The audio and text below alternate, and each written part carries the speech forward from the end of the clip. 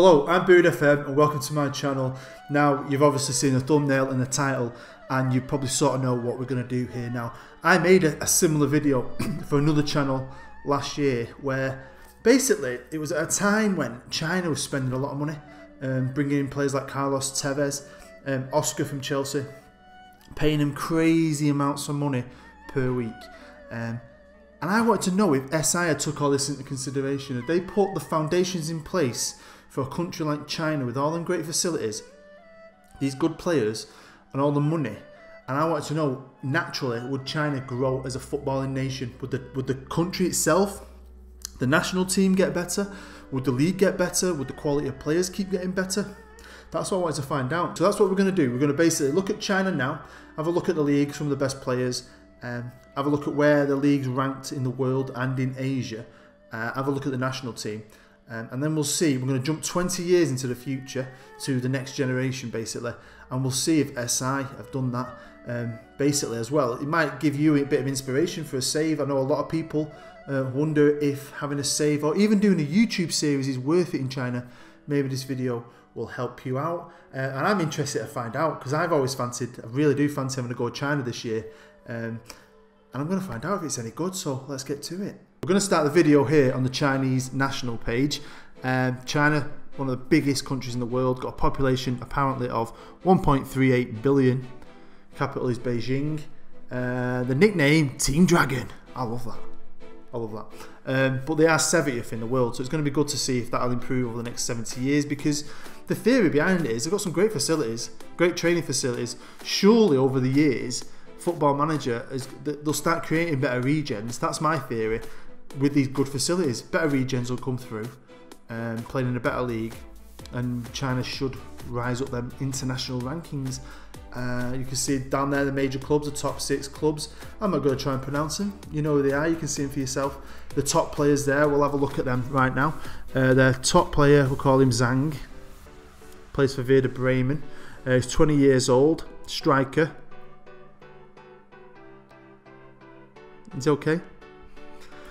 I'll have a look at the next guy, Yang Ding Hao. Top name. Yeah, he's 19, so you know the two best players are both young. Maybe they've got some potential. He's only worth £11,000. Yeah, he's not the greatest. So you can probably tell just from looking at them, if they're two of their best players, they've not got the greatest strength in depth, but I'm interested to see if that's going to change. Now, they've got Marcel Lippi in charge. He's 69 years old, legendary manager. I mean, he's done it all, hasn't he? Quality manager.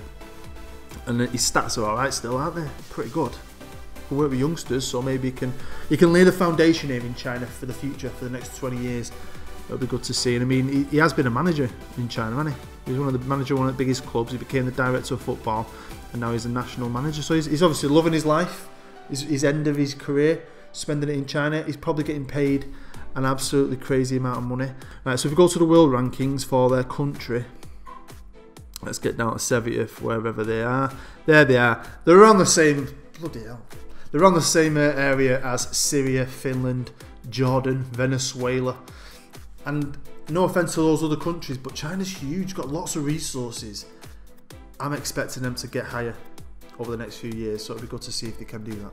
Here we are with the Chinese Super League. It's a top division in China. It's where all the money's at.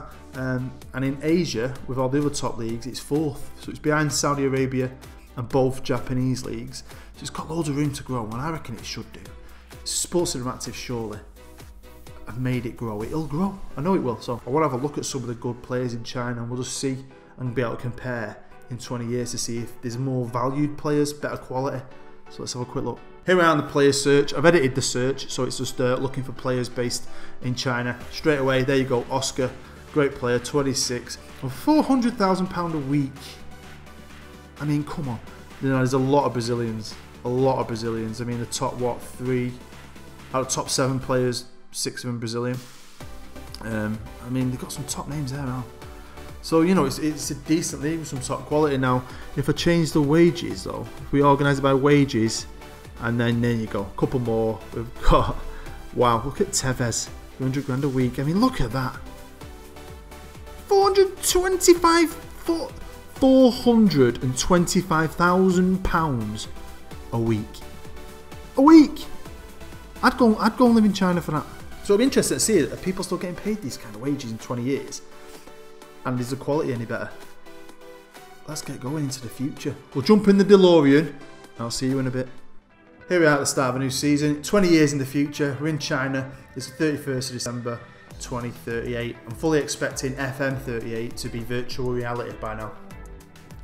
I want to be on the pitch screaming at my players. That's my dream. Before I die, I want to play virtual reality Football Manager. How good would that be? Eh? Having your own little virtual office. Anyway, I'm deviating. Right, so how do you reckon it's gone? Do we reckon it's worked? Do we reckon China has progressed? Maybe if you played the 20 years yourself, you could help. I know you could help it actually. If you bring in good players, and when it comes to selling them good players, only sell to Chinese teams, you can help a country grow. I've seen YouTubers do that. So let's get looking. So here we are now on the Chinese national page of the national team, and population stayed the same. So it's not gone up. I don't know if that ever changes though, really, does it?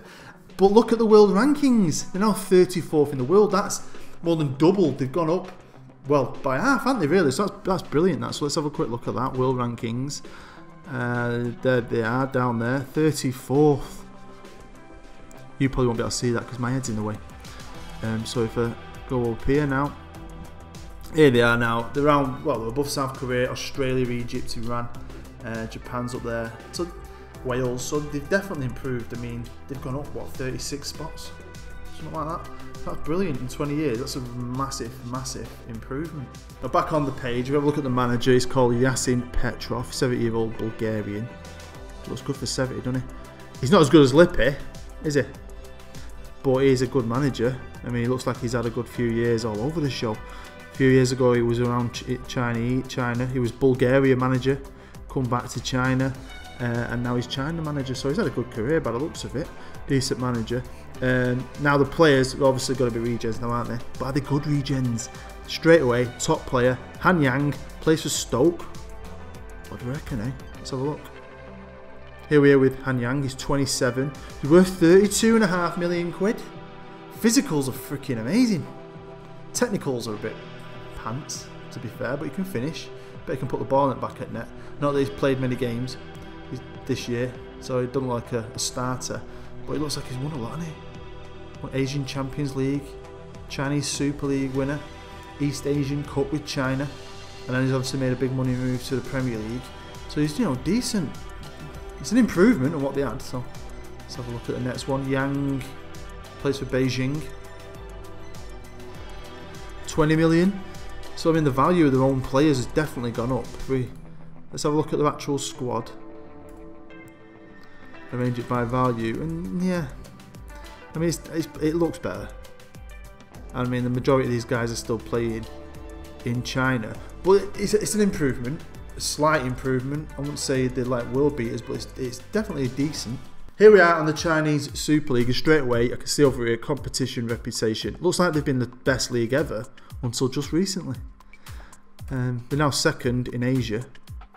But they have been the number one, so they're obviously fighting it out with Japan, which is great when you think they were behind both Japan's top two leagues 20 years ago. So that's an improvement. So on its own, the game has improved. It's China's top league and China's footballing nation. So it's decent. It's not too bad. Let's have a look at some of the players though that are based in China. So here we are. I've arranged it by players who are just based in China, and I've arranged it by its value. And as you can see, the values aren't as big, but that's probably maybe they're not spending as much money.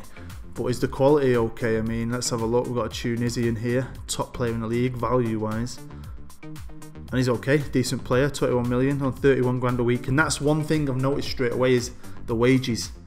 I mean, you've got a guy here on 150, David Luiz, Brazilian. It can't be. He'd be about, it's not David Luiz from Chelsea, no.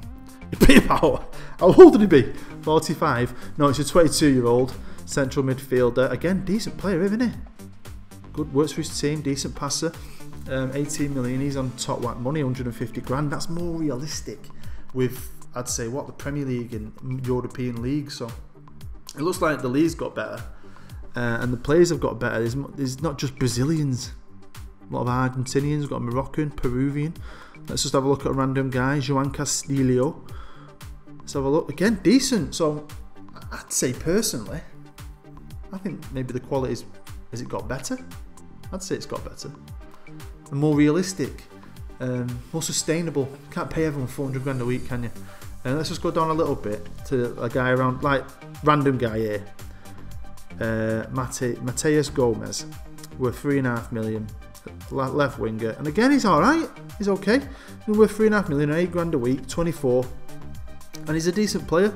So I'd say depth-wise, the players have got better.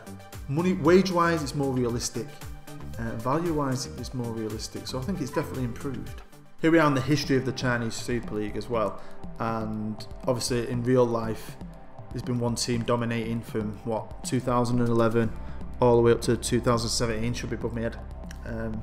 And then it's been a bit more varied. You've had this one team here that's dominated quite a lot, but in the last few years, it's been a bit more varied. So I like that. That shows that the league's quite even, that it's more of a challenge. There's not one team dominating. But I will say, honestly, if you do fancy having a go in the Chinese Super League and you put a lot of effort into it, you could do a better job than the computer if you bring in your own players. And when you make your own players, when it comes to selling them, if you could sacrifice maybe selling them abroad for more money and sell them to another Chinese team, keep the talent in the country. As the years go on, the country, you do help that nation grow. I've seen Second Yellow Card do it in Denmark. I've seen Jack Work the Space do it in Gibraltar. That was a challenge. So you could definitely do it in China, especially with some of the facilities. And here are the facilities. I mean, these are the stadiums in China's top division. And look, there's a couple of 60,000, well, the top six are 60,000 plus, a few 50s. So that's probably better than the Premier League, to be fair. When you think about it, you don't go down to a 30,000 seat until you get down to 11th. So that is decent when you think of stadiums. Let's have a look at training facilities at the biggest club stadium wise, which is Beijing. They play in the Workers' Stadium. There you go. But let's have a quick look at Beijing and go on facilities.